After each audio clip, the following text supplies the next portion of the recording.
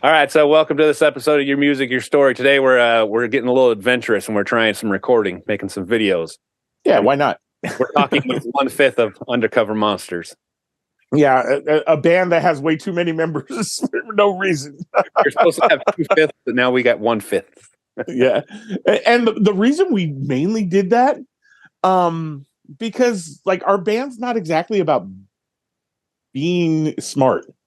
That's the best way to say it, because like the smart people would be like, you know what?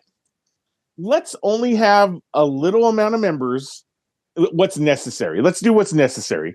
We wanted a third guitar because we wanted Ashley in our band, and that's the only reason. Like we're Ashley, you're cool. Like we want you to hang, and she's like, yeah, I want to hang too, but you guys have a full band. I'm like, Bad Religion has 3 guitars and they play just straight up punk.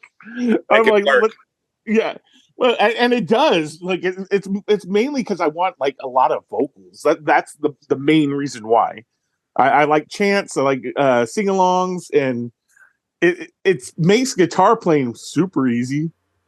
Yeah, I guess you can split everything up. Well, no, it's not splitting everything up. It's that you don't have to be consistent. So, like, you could strum and you got 2 other people still strumming along. You hit one note, and then everybody's still like going straight forward through it. And you're like, if I miss a note, we're cool. Yep.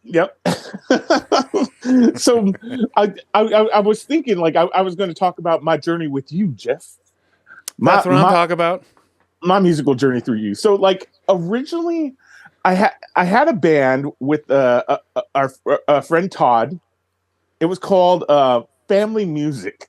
And the reason we're called Family Music, because we could not think of any name. Originally, like, we were called the Stereotypes, because, like, we had members of all different races in our band. And we're like, that's hilarious. And you guys are... we printed out stickers and everything, and found out that there's like 40 other bands called the Stereotypes. Nope, that didn't work.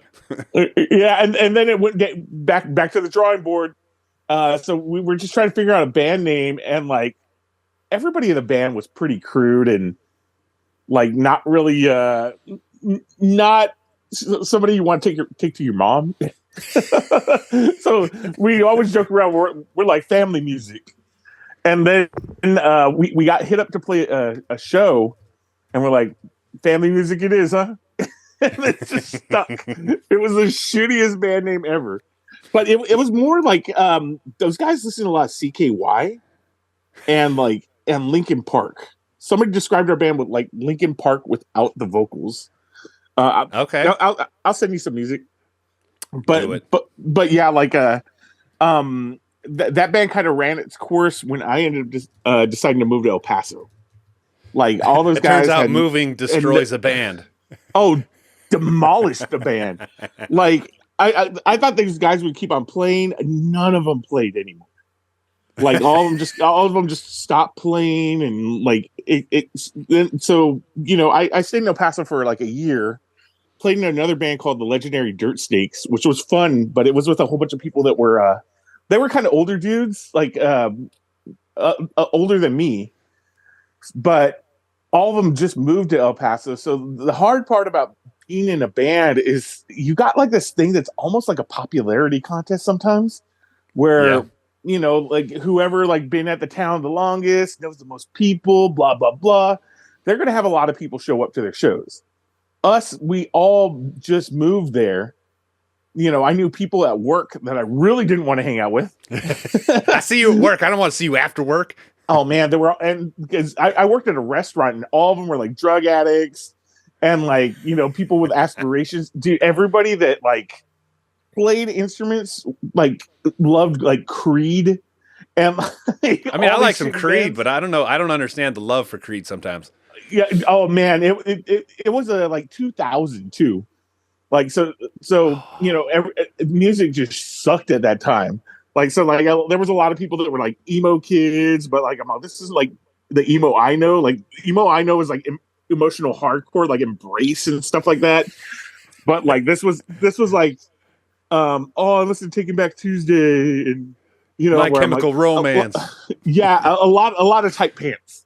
A lot of tight pants going on, and like our band, we were kind of like a I don't know. People described us like as a biker band. It was very riffy, That's very weird. bluesy, and a lot of shouting. Like a lot of shouting going on. Like it was fun, but like it was more rock and rolly. But we made up this whole thing, and we would tell people this was like pre-internet. So like it was like no, it wasn't pre-internet. It's right before MySpace. So we would tell people that we were an older band that we played with all these other bands, and everyone's like, "Oh snap!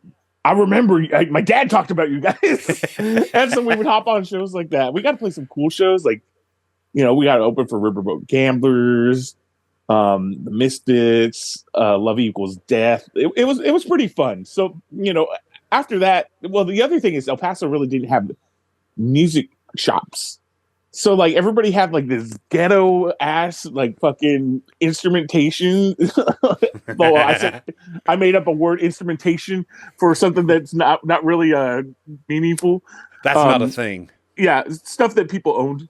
But like I cruised in with a full on Ampeg setup, and everyone's like, "Oh shit!" Like this dude's serious.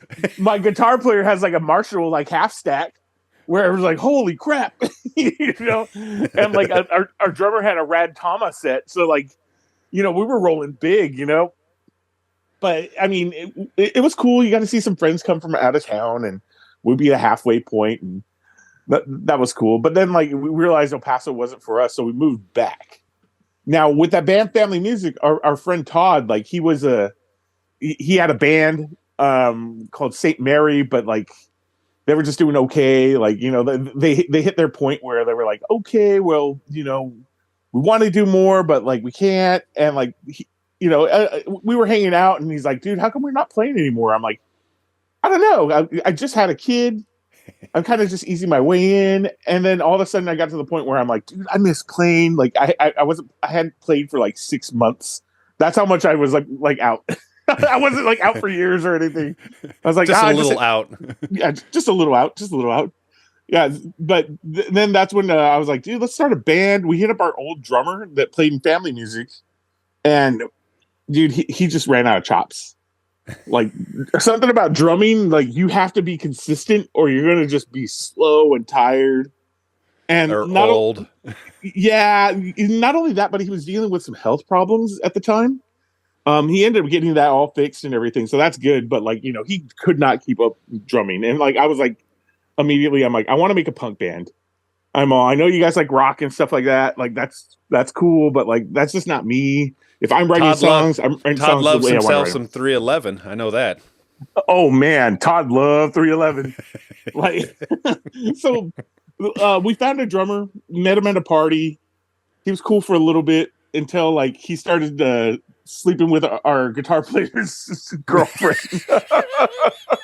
And I was so bummed because I was like, this guy's good. We had a show lined up with Veruca Salt out of all bands. Those guys are still playing? Well, I mean, that was also like 20 years ago. Fair enough.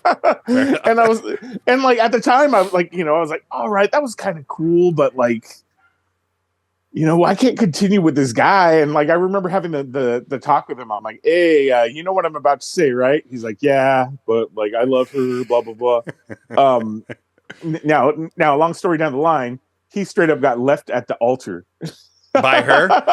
like a movie. Oh. Yeah. Needless to say, this girl was no good. But like, so like Todd was all bummed and everything, and I'm like, listen, I know this guy's favorite bands like 311, and like he's into like Rage Against the Machine and stuff like that. Stuff that I think's cool, but I definitely don't know how to play it. But I'm not like, I'm not over enthused. Like I wouldn't go out of my way. Yeah. But I was like, time to hit up the Craigslist, and then came Jeff's Craigslist. And like I put an ad out there, and I forgot what I put on there, but I know that I definitely like put some of his influences there, and like we crossed paths, and then I had you come over the house, and I was like, All right, we found a drummer. I might have to look through my Gmail because I guarantee I want to say that 311 was in there. Oh, I know I put it in there. I definitely know I put it in there. I put like the Vandals. I put like a One Man Army, Descendants. A whole bunch of bands. But I remember specifically putting 311 on there, and some people would think it's a joke, but it was not. I'm like, dude, our guitar player is really into 311. Like we're in 311 music videos. Like, like he really loves that band, son. But yeah, like when you came along, like I remember just thinking, I'm like, dude, worst comes to worst, they could jam out a little bit and he could have a good day. That's what I was thinking in my head. I was like, dude, worst comes to worst, we make a friend and it's cool. And then I was like, nah, he's sticking around for a while. And then we started that band, and that was another band we were looking for a name. And we went to a Comic-Con panel where like somebody got hit by a bus, and somebody on the panel, I forgot who it was, but it was a famous artist, and he's like, "It'd be funny, dude. That's a dope band name, Fatal Robot Cosplay." And so we stuck with that name for a little bit, and we were playing places, having fun, and then everybody would just always be like, "Oh man, that name's so hard to say." It's so hard to remember. Yep. And we changed it to the Retcons. We were playing for a while. We even added a second guitar player, Alex Steele, who he ended up playing for the Dudikoffs, and he was in a band called Out of Gas. Like our bands would always cross paths and stuff like that. And we were playing for a while, but like, dude, Todd ended up like, he got a girlfriend, but he was very like, oh dude, she doesn't want us playing like at this time. It wakes her up. So if we had band practice at 11 and she wasn't awake, no band practice. Nope, it turns out no. Yeah, I was getting a babysitter. Jeff was driving like almost like an hour out of his way, and we just show up. We're like, well, what are we gonna do, dude? This sucks, dude. I just paid for a babysitter. Awesome, and like we would get like 10 minutes notice. We're like, this kind of sucks. So like, it kept on happening way too often, and that's when my wife's band was at the same time like having trouble with keeping a drummer down. One of their drummers went to jail. Wait, who was that? One of them had like some existential breakdown because like he was playing for several bands and ended up just disappearing off the face of the earth. And like, that's one way to get out of things. Yeah, dude. And so like, we're like, they were like, dude, we're kind of tired of it. This is kind of sucking. I'm like, dude, I'm kind of tired of this. This kind of sucks. We're like, let's just get the responsible people in each band and make a band. Yeah. Let's do it. So me and Jeff got with her and her guitar player Ty, and some people thought it was like premeditated, like we're like, no, we're getting everybody out, but it just kind of happened that way. Whenever there was like, hey, your band people aren't doing band stuff, but we want to do band stuff, and so we made it happen, and then like, we just started booking shows. We ended up doing a bunch of stuff. It was fun. But the one thing about Ty is Ty like playing really loud. Like sometimes you have to do it.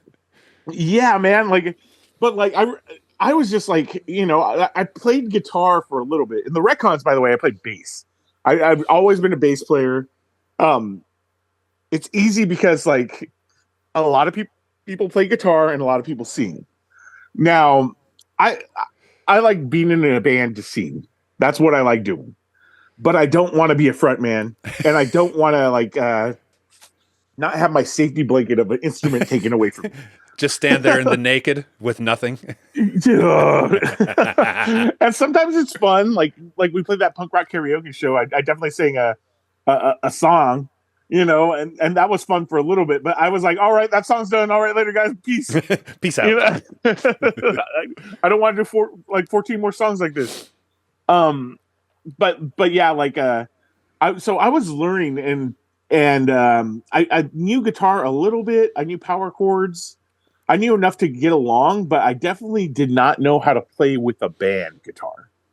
And so, like, I'd strum as fast as I could with my pick in the middle of everything, and it just sounded like really terrible.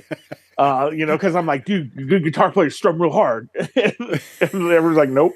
The other thing is, I was a bass player, and I play with a lot of down picking, and I hit my bass pretty hard. Apparently, you can't do that with guitar. Yeah. Those strings are not as tough. Yeah, and I remember the guitar I bought like off the bat. I'm like, I'm getting a Daisy Rock just to kind of show people what's up. I'm like, I could rock this place with a Daisy Rock, and yeah. Actually, he was on the podcast. Nate Fong, he has that guitar. Why does he have it? Did you give it to him or something? You're like, here, you rock out. So the other band I'm in is the Maxis, and we were doing we were trying to go to Japan, so we were doing like it was like we were raffling things off. One thing is we raffled off that guitar.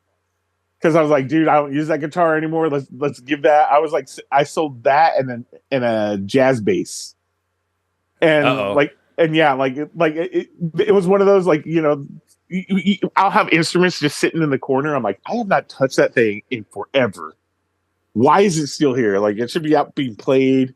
I'm not in the like we got thin the herd. I'm more of the like, dude, this thing needs to be out there. So yeah, Nate was using that guitar for a little bit. It had mini humbuckers. It was kind of cool. Hindsight, I should have kept it, but short scale instruments, like my hands are just too big. I'll tell you a jazz bass story it just makes me chuckle. So when I started playing bass, my brother had that Fender jazz bass. Whatever. I'm not the biggest fan of Fenders, but whatever. So I had it for years, and when I moved down here for California, I'd take it to work, and Joel loved that bass. He loved that Fender jazz bass. And so my brother one day is like, hey, I kind of want to play the bass again. So when we went up there for Christmas, up to Idaho, whatever. And he was telling me, I play it a lot. So anyway, Joel kept hitting me. He's like, dude, tell your brother to send that bass back down here. And I'm like, yeah, dude, he plays it. He's like, he plays it all the time. He's not going to send it back here. So one day we're out in Vegas. He's like, call him. I'm like, okay. And I'm like, hey, do you still got that bass? He's like, what bass? And Joel's like, yeah, see, he's not playing it. Now he still has it. He just doesn't play it. He'd forgotten about it. So I'm telling Joel that he's not getting it because he plays it all the time. And when I call him, he's like, what bass? Huh? I think I have one. So ever since then, Joel's always like, dude, he doesn't play it. Now get it down here. and that's the thing about instruments. Like, some people I have a friend. He always buys a bass, and he'll buy like some Squire, something really cheap, and he'll play it. He plays like the same like 5 songs on it, which is okay. Like, there's nothing wrong with hey, I just know this, and that's all I want to do. But his thing is, whenever he was coming hardship, first thing he's like, all right, time to pawn that bass. And he must have done it like 5 times. You have that and a little combo, and like every time that's his go away thing. That's crazy. But anyway, back to your story about selling your basses. Yeah, so Ty would always play loud, and I would go through I had a really, really cheap solid state Fender amp. And nobody would ever tell me I'm like that's dirt cheap. You shouldn't be playing that. Everyone's like, "Oh, this guy plays instruments. He knows what's up." I'm all, yeah, but I never played guitar. And like little by little, I start getting better gear. It just got to the point where I'm like, no, I need a tube amp. I need a good guitar. Like I ended up getting a Schechner Tempest after a lot of research. I was seeing like a whole bunch of bands playing them. That because Schechner to me is like a metal thing. Oh yeah. I'm like, oh yeah. Yeah. I'm like metal, dude. That kind of like that's definitely not me. But like, I would see some indie rock bands playing with them, and I'm like, why are indie rock bands playing with Schechners? And like, Schechner put out the Schechner Tempest, which is like this sleeper guitar that was really, really cool. I still have it. I won't get rid of it. But like, it's just a good guitar. And then I end up getting I saw we played with a Clash cover band, and I saw their fake Joe Strummer was playing this Fender Hot Rod Deluxe, and I was like, I heard nothing but shitty things about them, and I ended up like finding one for $300. Met up with somebody to go buy it, and it was just garbage in the back corners. Dude, it was, you know, when you go you shopping, it's good to try out stuff because like it was just all like staticky, all the knobs. Like he's like, no, you got to crank it all the way up to hear it sound good. Which you know is a thing. Yeah. But like you know, you could turn it, it's all nothing but static everywhere, and you can't even hear your guitar. And he's like, there you go, there's a sweet spot. I'm like, you got to hold it in that one right spot all the time. And the other thing is like he was always by the amp pressing my jack over, so like you know my input jack would be hitting the right sweet spot. But without like, that, it would sound like garbage. Yeah, and the thing is like Ashley, like she had one too, and she was just like, nah, I've been looking into getting a new amp. I'm gonna sell you mine for what's the going price? I was gonna buy it for $300. Okay, $150. I'm like, that's some good business. and I knew whose hands it was, and that amp eventually died, but it died because of my own doing, you know. It had a glorious death. Oh yeah. Well, not so glorious. It was at practice and just conked out. Oh, no, never mind. It got some good road use out of it though. But yeah, like over time, Ty ended up having to leave because he ended up getting a professor job in San Francisco. And you know, like Ty, we still see, like, whenever he's around, I make him play. Like, well, that's what you talked about in that one where you guys went up there and played a big show. All right, Ty, yeah, you guys yeah. And every show Ty has played with us has been big. Like, it's been big shows, which is funny to me because like I said, the good move would be to, like, you know, all right, step out with your best foot. And I'm like, nah, dude, I'm stepping out with my friends and we're going to have fun. Like, that's the whole point of this band. Like, you know, I wanted to just have fun, not have to worry about, like, you know, oh, we got to make this play this show because it's a good move for us. No. I see that happen a lot. I don't care if we play to, like, you know, 5 people. I just want to have fun. Like, a matter of fact, we just hooked up a desert show in Morongo Valley, and I know nobody's going to be there, but we're like, dude, we want to play the desert. Like, is it like actual desert? You guys gonna be outside somewhere or like a casino? Oh no! It's gonna be in a backyard. It's gonna be like, yeah, it's definitely not a smart move. Zach from Falling Sickness hit me up to play his birthday party, and I'm like, all right. We'll play your birthday party. He's like, we're gonna making hot dogs, and I'll get you gas money, and I'm like, just make those hot dogs, son. Like, I'm there, dude. Yeah, you buy a couple Impossible burgers just in case we got vegetarian friends coming, and we're cool. And he's like, "Are you sure?" I'm gonna say yes, but nah, we're cool. That's cool though. I mean, it's good that you guys are willing to do that. Like you said, a lot of people are kind of uptight. Like, I know we talked about that with the podcast we did with you, like, underrated. Good gracious. Like, they had their standard. Okay, we're only playing shows that are this awesome. But yet we're down here. I mean, we ain't, so good for you guys. Good for you guys just playing. Yeah, it's all about, like, just trying to find people that you click with. And people that, like, you want to have fun and that you don't really need your instruments to hang out, you know? Yeah. That's like the bigger everything that I notice more and more. You know, it's just one of those things where we consider our playing music like our bowling league. You know, like, that's where you go and hang out. Yeah, you want to keep on doing your tournaments, but then you want to do a tournament in Las Vegas. You know, you want to do a tournament with, like, some big dude that's bowls. I don't know bowling. I don't even know why I use that metaphor. Champion, like, bowlership. Yeah. Like, you know, I don't have no delusions of grandeur. My other band, the Maxies, we do play a lot of big stuff. But me and Matt were just talking about this the other day. We puff up and we look like a giant band, but we're not at all. Like, we're definitely like everybody's ballpark, and we're like, dude, we need to throw a big show at home and just have our friends play and we're like, where should we do it? And everyone's like, oh, you guys are probably going to play like House of Blues or something. We're like, we're thinking like that Union Bar Morgan's. and Grill that you Oh. played.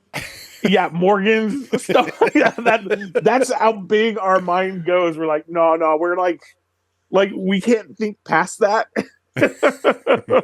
So like, there's you always have to have that mentality. The people that we're playing with right now, we end up having two other members, like Jeff. You left. I can't even think when you left our band. I think it was like 2015. I think 16, 15. Yeah, and you didn't leave because you were like, F you guys, you suck. Like, no, you just left just because you were done playing. Because when I was old, I'm like, man, I don't want to go to bed at like 11. I want to go to bed at 10. and I get it, dude. I get it. I definitely have those days where like we're playing a show. I'm like, why did I book this stupid show? I got work early in the morning. This is so stupid. But then I play and I'm having fun, But like, it's definitely not for everyone. It's one thing to play your instrument, and it's another thing to like have to book shows, have to play at certain times, and like I can't just play and and bounce. Like I always have to like, hey, these guys hung out and watched us. We should be respectful and watch them. And it's not necessarily about respect. I like seeing live music. So like, I want to go out and see bands. I'm not like I said, I don't do things for moves. I do things like, oh, I booked the show with these people because I want to see them. That's kind of the cool thing. Well, if I tell you at first, I didn't mind, but then I still do my own stuff. And there was a little bit of an itch to play again, but it wasn't until I started doing this podcast and then going out and talking with it and hearing all this good music. I'm like, son of a. And that's the thing. Like, there's good music scene out there. It's just like it's who you play with. Everything's ups and downs. I know we've had moments where we're like, dude, our shows have sucked. We're like, this is just bummer. And then like we'll have like crazy shows where we're just like, I want to do this all the time. Like how come I didn't? Like our last show we played, we were like, it was like Love Fest. We were like everybody had like shitty days during the day, and then we got there, we're all mad and everything, and then we're like start having a little fun, and at the end we're like, this is the best ever. Oh my god, I miss you. All stupid and everything. but yeah, like it's just and the show we played, like we were opening up, and so the crowd really wasn't very warm to us like at until like the last two songs. Then that's when the pit broke out, brother. But like even then, like we didn't care. We didn't care what everybody was doing. We were on our own little thing. We're like, oh my god, we're having fun. Well, I think one show I do remember being fun. It's in Riverside off University, and I don't remember if it was Retcon. I think it was Retcons, but they tore the building down, and so it's just off University when you go down past whatever, maybe Chicago. It was on the right hand side. It was like in the back. Oh, Lyrics. Maybe. Yeah, I know exactly what you're talking about. Where like because we never really sold tickets, but this one we're like, we're gonna sell a lot of tickets for this guy. And maybe that's why I remember the show was a whole ticket thing. But that's one show I definitely rember. I thought that one was fun.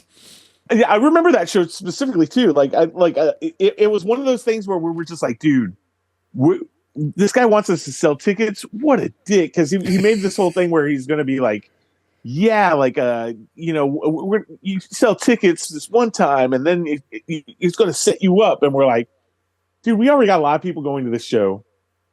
Fuck it, we'll just pre-sell them, and we're going to make us look like the biggest band ever. And I remember like one of the bands was a band called Rasner, and they had like parentheses in the middle, and we kept on giving credit about it. We're like, why do you got parentheses in the middle of your band? They're all because it's like different. I'm all, yeah, it's so different. You can't find you anywhere. You can't spell that with your typing. But yeah, like that show was a fun show. Like stuff like that is fun, stuff on like a Wednesday night where nobody wants to be there, and it's different because we got to get babysitters, we got to get make arrangements. So like when I go out, I want to have fun. I made a lot of planning. I want to just go and have fun. Yeah, That's I what it think comes down to. to me the worst one, and this is the one I remember the most. Oh my god, I don't know if I was just in a bad mood, but the worst show I remember playing is when we played that shop, the place that's right off. I always just imagine they have spaghetti, but it's right off University when you get off the freeway. Oh, that show sucked. And we I know played which with one you're like, talking about because yeah, it the was a white rappers. warehouse. Well, And no, I'm was it the? Well, I just remember there was a like a kind of Dropkick Murphys band type there with what, and so we were going to play first. They were going to play second, but then they found out that there's like a fight going on or something like that. So they wanted to play first. Yeah, so they wanted to play first and put us after it, and they just would not stop playing. They just kept going. They were walking up and down the road. I'm like, son of a, are you kidding me? I remember because like I don't know. That's one thing I will always do. Like I don't mind playing first. Matter of fact, I think sometimes it's the best move. And then like that band, the California Celts. Yep, I'm putting them on blast. Um, like they found out that they're all, why are you guys playing first? They're all, well, they're having that fight, so we're like, people be around for the fight. And they were like, oh no, never mind, we're playing first now. but they did a dumb move because like, you know, like we would play after the fight. They started their band during the fight, and people were pissed. People were so pissed, and like, you know, like we were pissed off because we're like, dude, like we wanted to play and leave, and like this wasn't like our show, but like, that show was just like we still talk about that show because there was a rap band after us. The white rappers. It was after another band. But yeah, so like we ended up buddies with this guy Johnny Poison. He plays in a whole bunch of bands, and like he had his band playing, which his band's like a tough guy band, but they're nice, you know. So like we played right after the California Celts. We're like, okay, you guys kind of suck. All right, and then his band played because like, you know, I'm like, all right, let's just shorten our set times because this guy's pushing us up until 2:00. Thanks, buddy. And like, so they played, and then the California Cali Connect came up afterwards. Yep, and they're like, yo, yo, yo, yo, and we're like, these rappers just popped out of nowhere. What just happened? And they start rapping and everything, and then like there was another band after them. Yeah, it was a nightmare show. But but now that it's over, we can laugh about it. Yeah, because wasn't that like a Green Day's road show or road crew had a band that they played that or something like that? No. That's a different one. That's a different one. Like, but yeah, that one stands out in my memories. Just oh my goodness gracious. Yeah, the Cali Connect was an offshoot of Cottonmouth Kings, and I'm like, man, where has my musical career taken me? What happened? Yeah, and yeah, these shows like that. I remember that show specifically being kind of a bummer, and yeah, like it just sucks when stuff like that happens. Like when you're playing with egos and stuff like that. That's why I like only playing with like people I really know, because I know, you know, if there's a mistake that happens, we'll all fix it together. You know, I played a show that, you know, on paper sounds terrible because like my bass amp died. We were supplying bass, by the way. We had trouble with the PA. Our set times were all cut really short. And like, you know, like it would have been a failure if there were egos involved, but we were all friends. It was with Odd Robot, and it was with our friends up north, top secret dance alliance. And like, you know, we all made it happen together. Like, you know, like they were top secret robot dance alliance. They were on tour. So we made their show really, really good. We made sure they had the most people. Monsters played 5 songs. Oh dear, that's quick. Because yeah, like we were like, dude, let's just play these 5 songs and bounce. Like, you know, we let's cut it to the wire. And like, you know, Nate Fong once again came to save the day. He had a PA just sitting in his car, and a bass amp he uses for his keyboard that we just ended up DIing in. So nice. So yeah, like it could have been a living nightmare. And the other thing is everybody was helping do everything. So, it just depends on who you play with, man. Like, I like playing with friends because of issues like that. Sometimes, like, if we had somebody that had a big ego, it would have been terrible. I would have like seriously been pissed and bummed. But we we ended the night in a parking lot eating ribs. Always a good show. Logan cooked a whole bunch of ribs, and he's like, "Yo, I still got all those ribs in my car. Let's go to the parking lot and eat ribs." So like we ended up hanging out and eat ribs. Made after the rain comes the rainbow. Oh my goodness, that is funny. Yeah, I don't know if I've ever played a show where you're like, "Hey, let's play a show." Hey, we got ribs afterwards. Oh, that's what happens when you play with Logan, man. All right, something like that'll happen. What I want to do is just kind of back up a little bit here, and so I've got my my retcons and Undercover Monster playlist pulled up. What kind of see if you can give me some memories on some of these old songs, because I don't like retcons. I only wrote one song, but so just have any curiosities about if you remember writing any of the songs or what. I remember a lot of them, actually. That was like when I started. I figured out like how to actually songwrite, and not just put stuff together. What song are you talking about? So we'll just start my favorite song. My favorite song is all time is "Lights Out."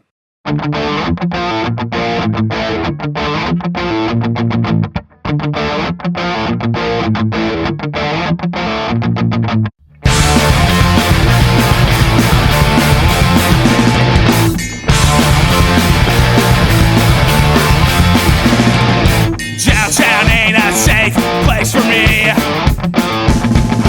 People are always after me, always wishing death and catastrophe. Lights out! Lights out! Think I come down here all alone. Me and my friends, we gotta play, gotta rise up and take a stand. Lights out! Lights out! With a song that you're not ready for. You know we're pushing through. So close your eyes and wait for more. You know we're pushing through.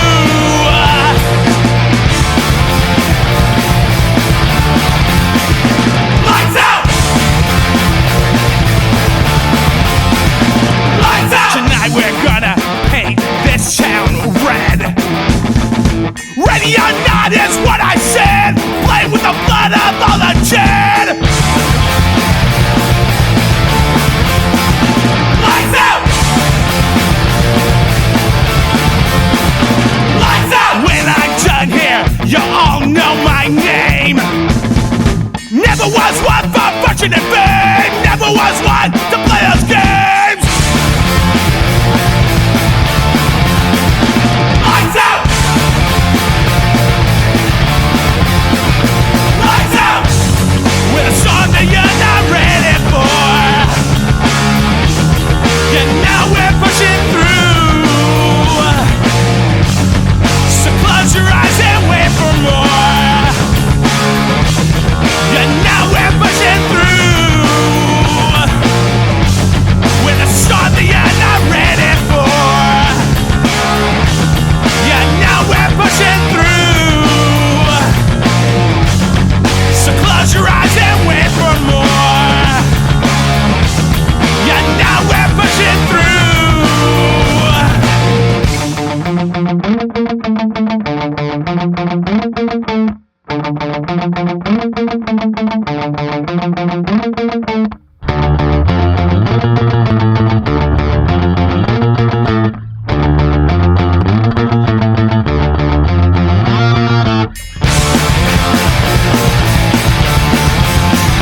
Lights out!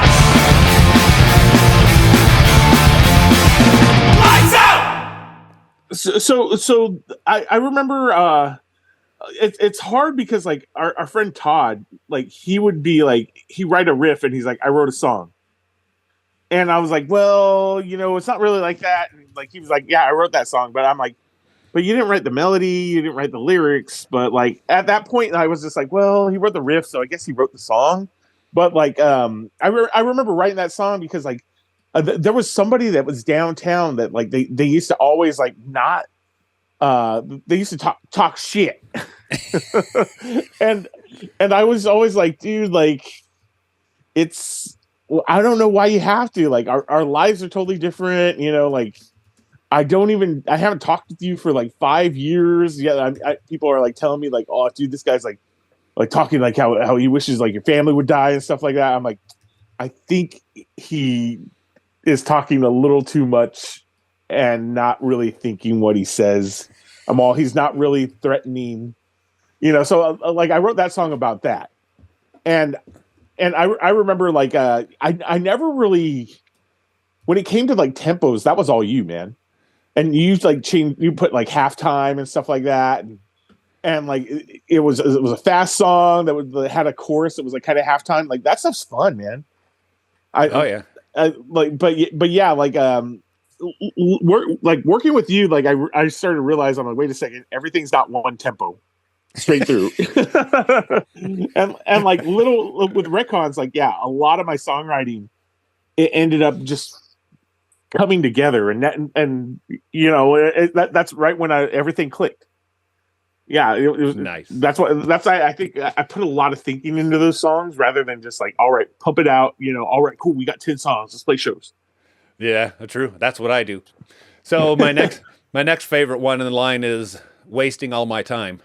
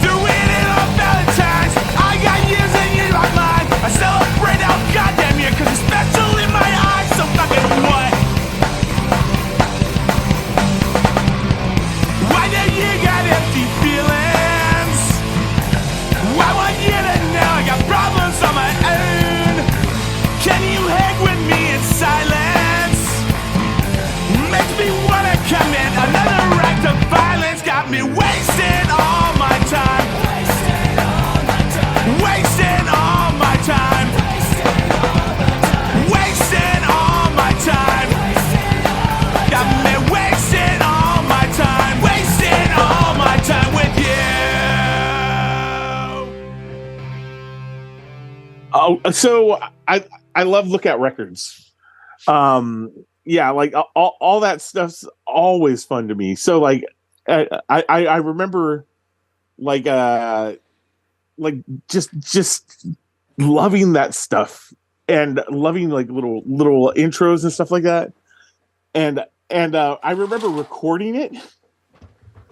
I couldn't sing it. The cadence for some reason was really jacked up. So we ended up singing like little bits and chopping them all together. I'm like, there, I sing it perfect now. Hey, it worked.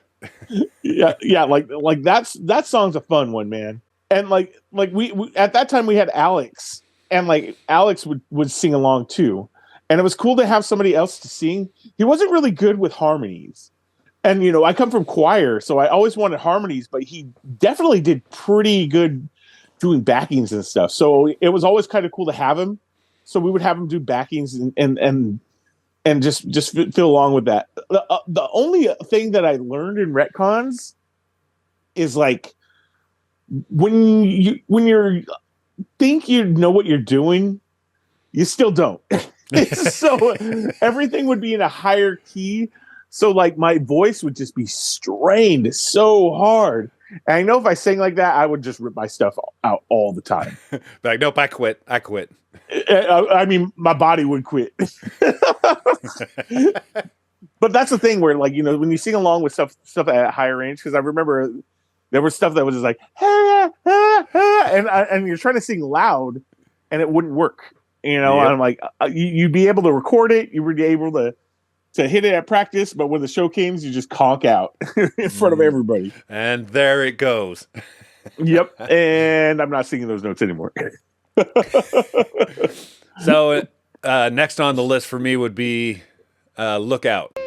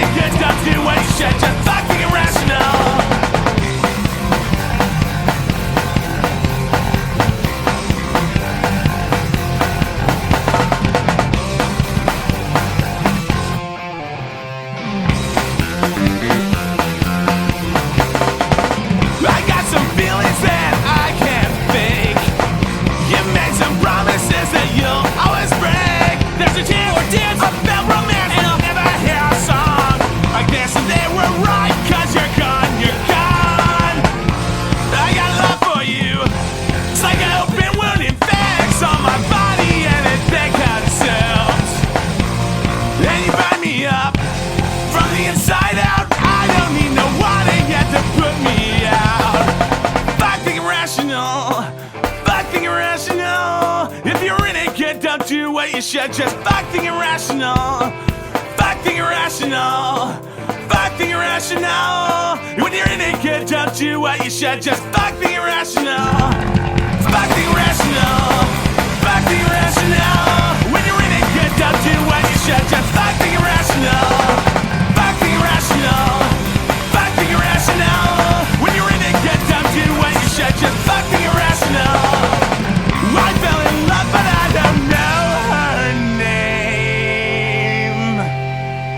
once again, go back to Lookout Records. Like that riff is like almost a screeching weasel riff.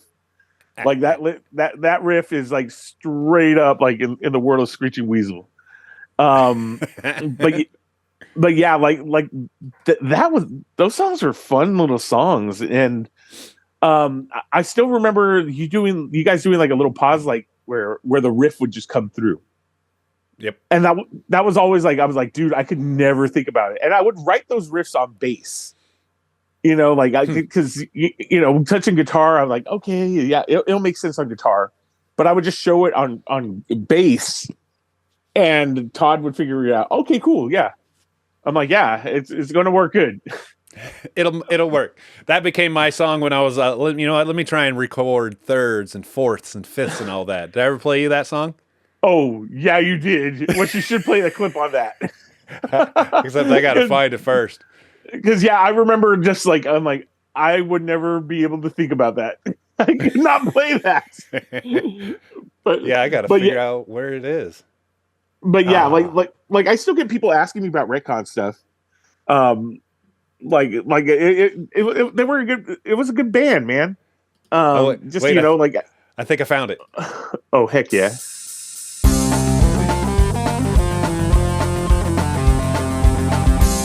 Oh heck yeah! So basically, this whole song is I went through and played. First, I started off with octave first, and then seconds, thirds, fourths, fifths, sixths, all the way up to sevens. And then at the end, I made everything. I made like a major chord out of everything. Oh my god! Anyway. Oh, the things you do on a Sunday morning. But yeah, like that's the thing. Like, you know, I never really.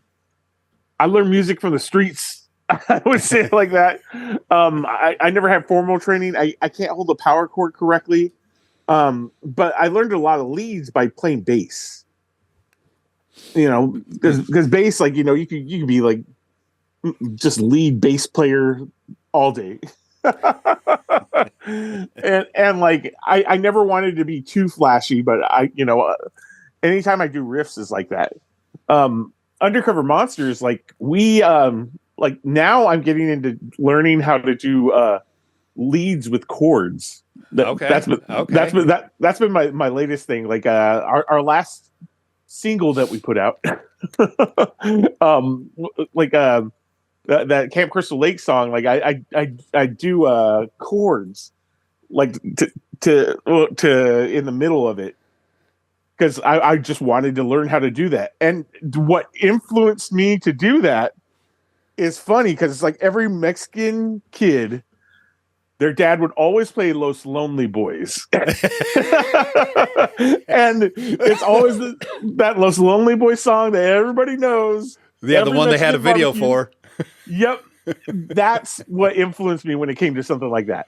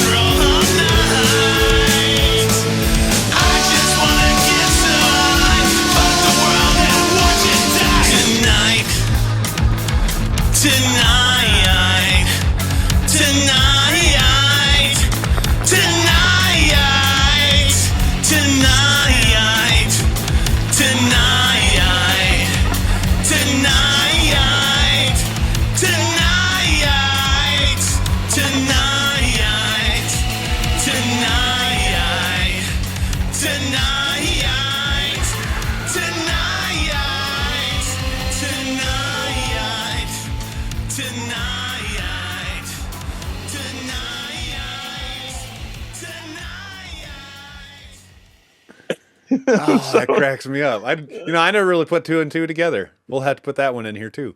oh yeah, I take influences from everything, man. Like I always want to be open eared, and sometimes I'll listen to something that's completely out of genre, but it just sounds good with what's around me. Okay. There's a bunch of songs that like I'm like, oh yeah, I was listening to Sia, and I really like that Sia, like the melody she did, which like everyone's like, what? Or I'll listen there's like some Selena Gomez song that like influenced my bass playing. Where I'm Who'da like, thunk? Who'da thunk? yeah, like you just gotta be a little open eared, and not to say that I'm revolutionizing everything, but it just makes me play a little different, and that's okay. Like you gotta just take all your influences. Kids nowadays don't even I go to my daughter's school. There's no goths. There's no punks. There's no There's no cool kids. metalheads. Everybody listens to everything, and I think that's kind of cool. I mean, there's big debates on it, but I think it's cool because I could talk to one kid and they're talking about Joy Division, and then within the same sentence they're talking about some Drake song. Yeah, that's where you're weird. like, what are you talking about? But I know when I was in high school, dude, I want to say my freshman year, I really hated hip hop because it was just everywhere. And then my sophomore year, I'm like, all right, this is pretty cool. You just got to open your ears up, man. Oh yeah, there's a band in high school. They're called, I think it was Buku Fungi, I think. And they were totally along the line of like that Static X, Cold Chamber kind of stuff. Hell yeah. And I remember at first time I heard them just like, I think they're in a band up in Seattle called Drop Six or something like that. But anyway, you're just like, no. And then it turned out to be now, that started to be cool around that Static X when they came out. Yeah, all right. You guys did okay. Yeah, all right. Good job, buddy. But those are the ones too. We went and saw them. They were playing down in Hollywood somewhere. So Joel and I were like, yeah, let's go down there. Oh, man. I just always imagine Joel I got the insight. We're gonna make this happen. And we just went and saw them. Yeah, whatever. It was funny. But anyway, I agree with you. But yeah, and the way how I'm writing now, it's more based on oldies. Mm-hmm. If you listen to any oldies, they're classics for a reason, Yeah. But I also play with distortion, but I also like octaves, there's a lot of but but I always think of myself as writing oldies songs. That's how I approach it. And there's that phrase, good artists try to copy other artists, great artists steal. Have you ever heard that phrase before? I mean, no, but that sounds like I could see something like that. Yeah. And I learned that more and more with more people I play with, like a lot of the bigger bands, I'll talk with them about stuff like that. And they're like, yeah, you're 100% right. And we do straight up take, cause and it's not like you're being malicious. It's imitation is the best form of flattery. Yeah. So it's okay to say hey man, this I wrote this because I was listening to Alkaline Trio, and that riff is kind of cool. I and the other thing I always say, just because you want to do what a Ferrari wants to do doesn't mean you still have a Honda Civic. but you can make that Civic do some pretty cool stuff. And that's just how it comes out. So you could think you're copying somebody, straight ripping them off, but it's not going to come out like it. Yeah, I got a song from when 311 did Come Original, when they did that slap and pop. I got a song that's kind of similar because I was like, I want to figure out how to do that. So let me write a song and try to figure out how to slap like that. Boom, boom, boom. Yep. So one question so when I played with you guys back in whatever it was, October. Yep. I do one of the songs.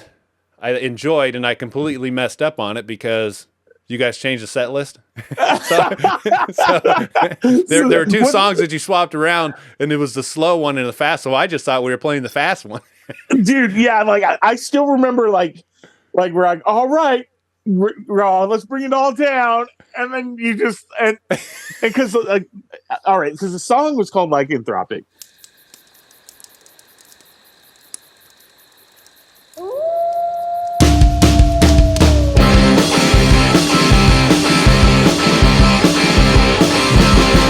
Let's go someplace where no one knows. I'm sick of playing dumb games and shows that blow. I may be in the crowd, but I'm only with you.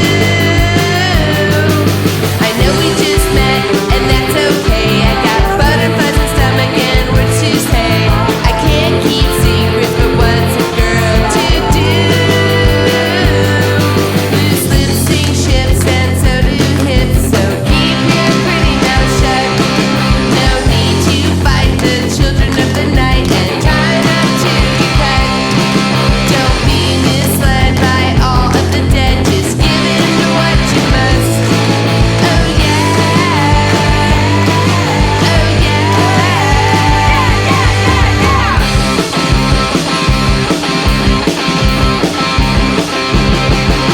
I like the dark one, Baphomet. I like black magic, not heaven sent. Curse for revenge and the evils that we do. Incantation and gypsy tears, lycanthropic child fears. I know it's impure, but what's a girl to do? Loose lips sink ships and so do hips. So keep your pretty mouth shut. No need to fight the children of the night and try not to get cut.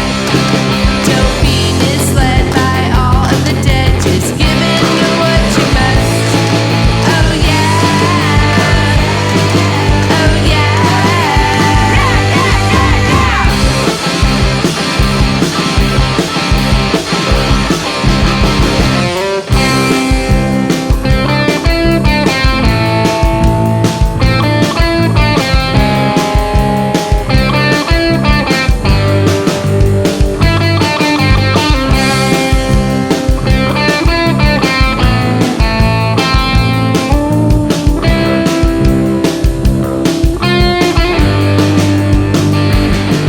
Loose lips sink ships and so do hips. So keep your pretty mouth shut.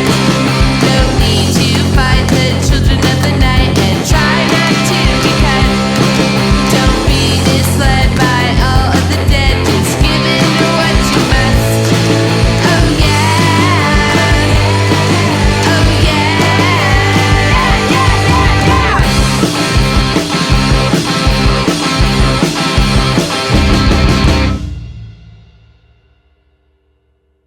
That song is kind of like our slower song, but like it grooves.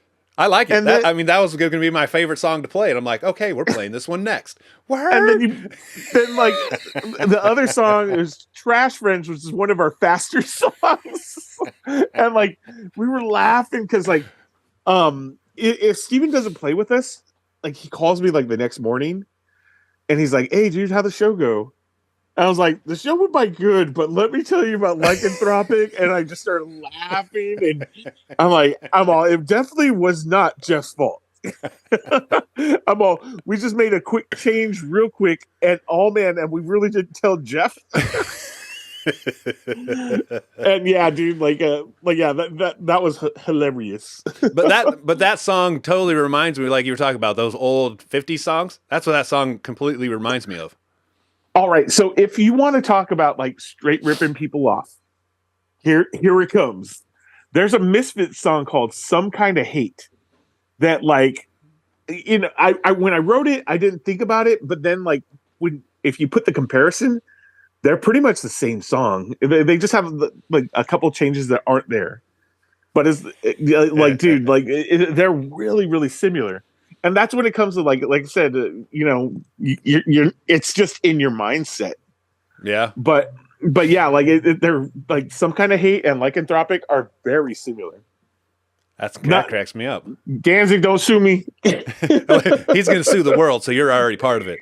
Yep, that's right. Oh, I'm going to play this for you. I don't think Ty wants us to play it for me. I'm just going to play it just for fun.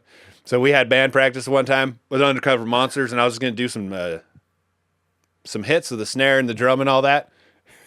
And so Ty's like, no, I'm going to freestyle over it. Did you ever hear this one? Oh, Here it no. is. I'm gonna freestyle over it. Oh, Lord. So then I put guitars over it. 1, 2, 1, 2. What you gonna do? I'm on the mic, so should you. Get Oh up my on God. this piece and rhyme some words. You heard me. Out the back door.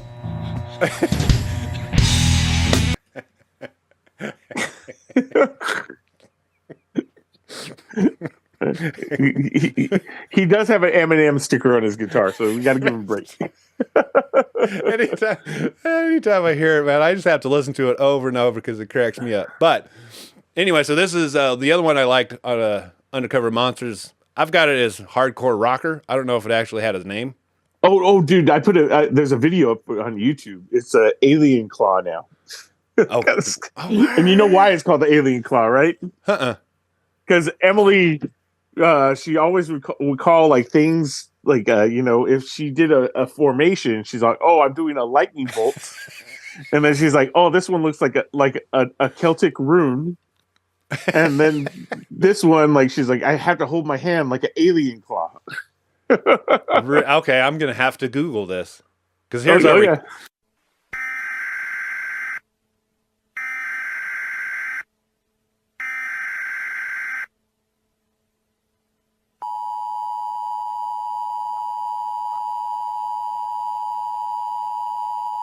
This message is being broadcast by the Department of Defense of the Republic. At 2 a.m. Eastern Standard Time, multiple unidentified objects were confirmed to have entered Earth's atmosphere. It is speculated that these objects are of extraterrestrial origin. The broadcast will quiet at this time for your safety.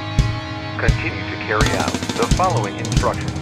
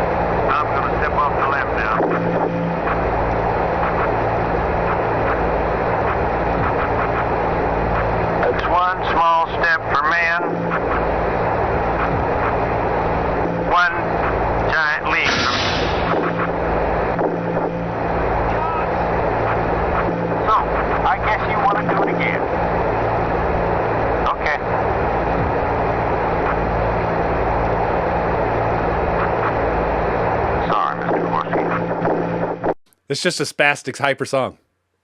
I was very upset. I sound angry. Alrighty.